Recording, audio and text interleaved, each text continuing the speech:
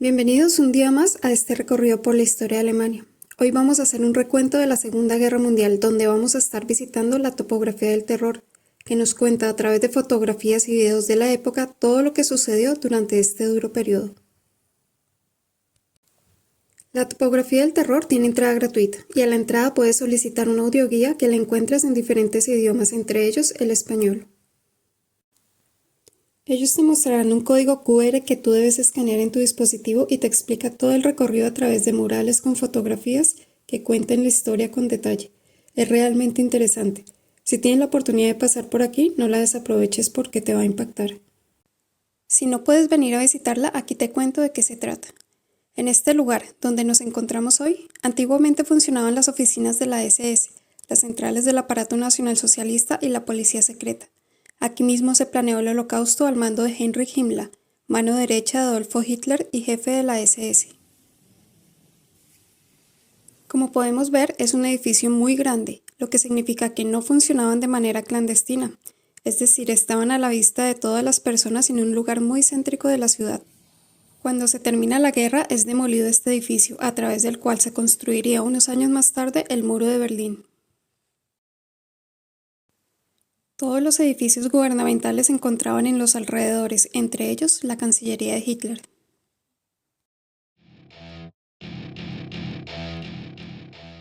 Iniciamos el recorrido con una exposición fotográfica donde podemos observar una foto del nuevo canciller Adolfo Hitler en su auto, ovacionado por el pueblo.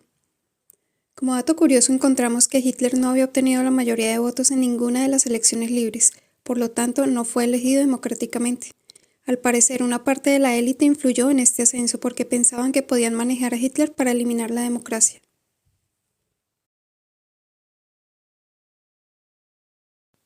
Aquí adopta su ideología del concepto de comunidad del pueblo donde acabaría con las diferencias sociales. Sin embargo, detrás de esto se escondía el objetivo principal del nuevo régimen cuya intención era el rearme para la guerra.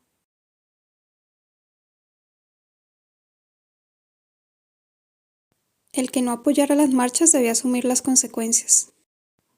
Esta fue una de las primeras campañas antijudías en Alemania, donde ordenaban a la gente a no comprarle a los judíos y el que no acatara las reglas sería acusado y fotografiado. La lucha no era solo en contra de los judíos, sino también en contra de los que no eran arios. Las mujeres eran humilladas en público, por ejemplo, aquí podemos ver fotos rasurándoles la cabeza.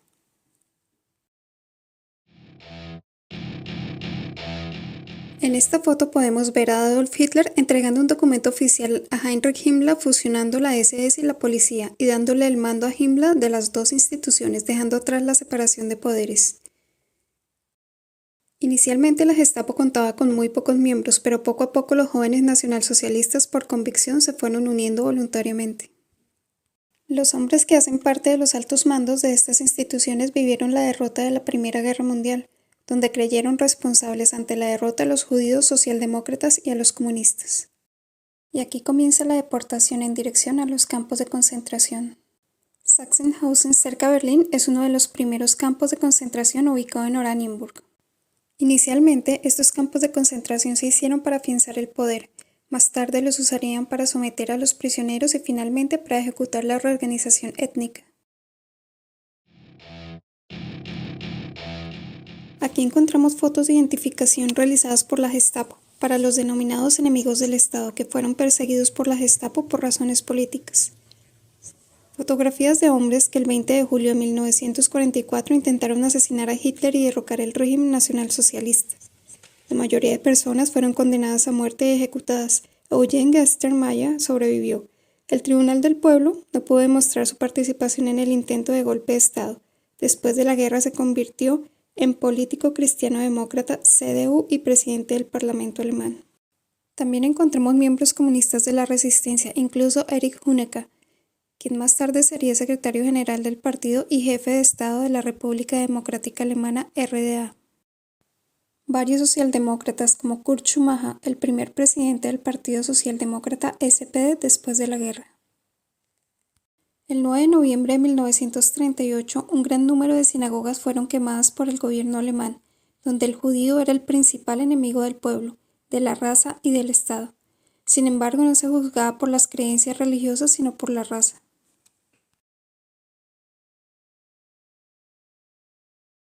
En esta foto podemos encontrar a una doctora que realiza un informe de evaluación racial. Con este análisis se pretendía definir a partir de los rasgos externos como la forma y el tamaño del cráneo, si la mujer de la fotografía pertenecía o no a la raza de los Igoiner, llamados despectivamente así a los Inti Romanis.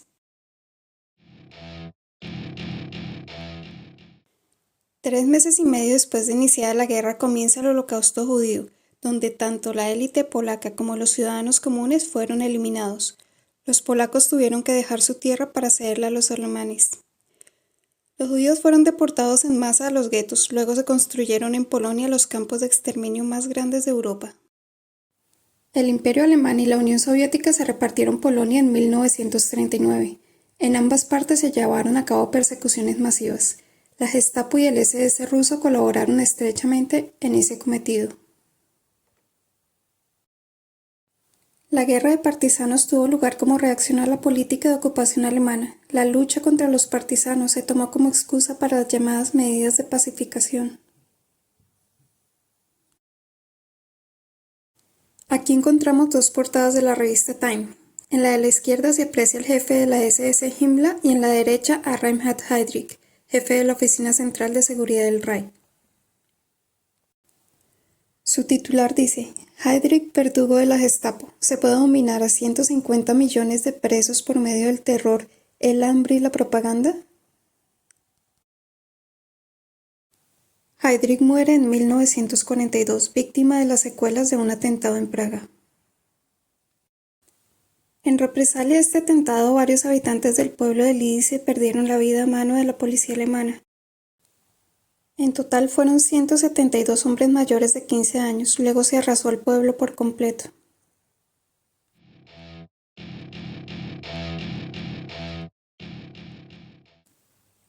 En el último invierno, los soldados de la SS sentían que habían perdido la guerra, que desencadenaron a una presión más intensa de la SS y la Gestapo, incluso a la sociedad civil. Los campos de concentración se empezaron a desalojar antes de la llegada de los aliados. Los presos fueron llevados a otros lugares y finalmente perdieron la vida. Aquí encontramos el cuerpo sin vida de Heinrich Himmler. Al igual que muchos otros funcionarios de altos cargos de la SS, trató de huir usando una identificación falsa, por lo que fue descubierto en un control de Baja Sajonia durante el interrogatorio realizado por los británicos. Himmler muerde una cápsula de cianuro potásico que había tenido escondido en su boca. Aquí podemos ver a los guardianes de los campos de concentración durante el juicio en el tribunal británico, donde les impusieron penas severas y en algunos casos hasta la pena de muerte. Varias personas en audiencia ante el Tribunal Militar Internacional en Nuremberg. No solo se juzgó a los principales responsables de los crímenes durante la guerra, sino que también se declaró por primera vez a organizaciones enteras como organizaciones criminales. Los miembros de una organización criminal incurren en un delito ya solo con su afiliación a la misma. Ante los tribunales no es necesario que se demuestre la participación directa en un delito.